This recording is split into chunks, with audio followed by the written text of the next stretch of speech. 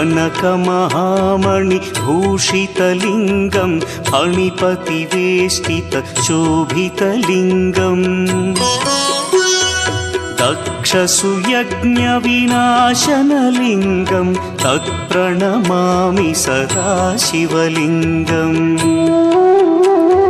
कुङ्कुमचन्दनलेपितलिङ्गं पङ्कजहार सुशोभितलिङ्गम्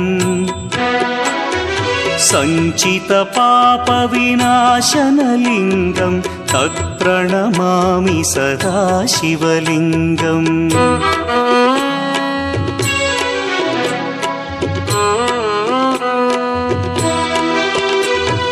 देवगणार्चितसेवितलिङ्गं भावैर्भक्तिभिरेव